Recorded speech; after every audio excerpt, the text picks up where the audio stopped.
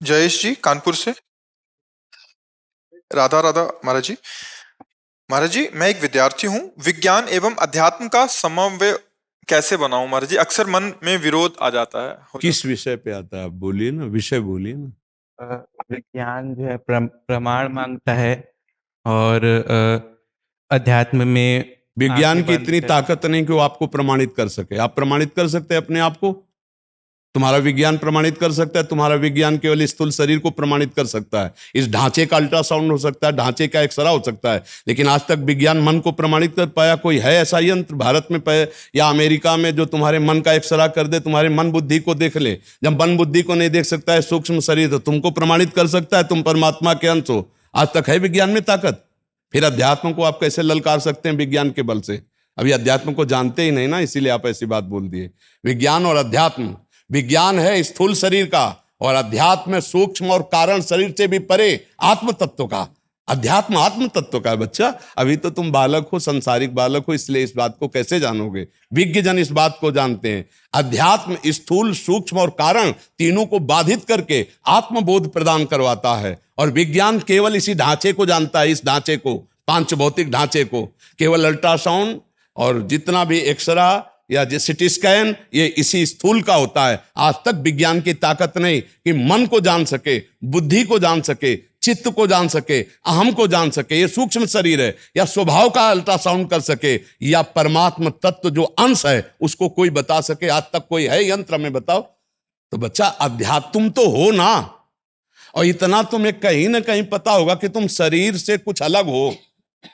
अगर थोड़ा भी शास्त्र सुने होगे, सत्संग सुने होगे, तुम ये ढांचा तो हो नहीं बच्चा, तुम्हें इतना पता है। तो फिर विज्ञान और अध्यात्म का जोड़ ही नहीं बनता, क्योंकि ये पांच भौतिक शरीर के ढांचे की चर्चा हो सकती है विज्ञान में, लेकिन आत्मस्वरूप की नहीं हो सकती। और ये ढांचा है नाशवान, जिसको फूंक दिया जाता है, और आत्मा है नैनम छिंदन्ति शस्त्राणि नैनम दहते पावकहा न चैनम क्लेदन्त्यापो न शोष्यति मारुता। कैसे अध्यात्म को जान सकते हो? और कोई भी विज्ञान पूर्णता तभी होती है जब अध्यात्म से जुड़ती है। बिना शास्त्रों के आज तक कोई अस्त्र नहीं बना।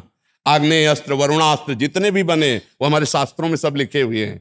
कोई भी विज्ञान ऐसा नहीं जो हमारे शास्त्रों से हट करके हो। और जितनी चर्चा विज्ञान की है वो केवल स्थूल जगत की है, सूक्ष्म में प्रवेश नहीं, फिर कारण में प्रवेश नहीं, फिर सूक्ष्म और कारण से भी परे जो तत्व है वो आत्म तत्व है, और जो सबकी आत्मा है वो परमात्मा।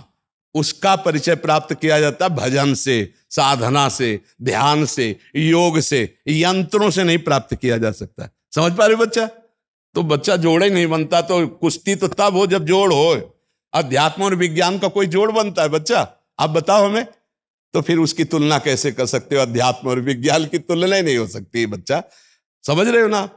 तो आज का आधुनिक जो बौद्धिक स्तर है, जब बैठे संतों के चरणों में, तब उसको समझ में आएगा कि अध्यात्म किसे कहते हैं। गणित लगाने से नहीं होगा। हम थोथी बुद्धि से नहीं बात करते हैं कि केवल तुम्हें शास्त्रीय पोथी की बात बता रहे हैं। आप हमसे प्रश्न कीजिए, अपने वैज्ञानिक प्रश्न कीजिए, हम आपको अभी आध्यात्मिक उत्तर देते हैं उसका।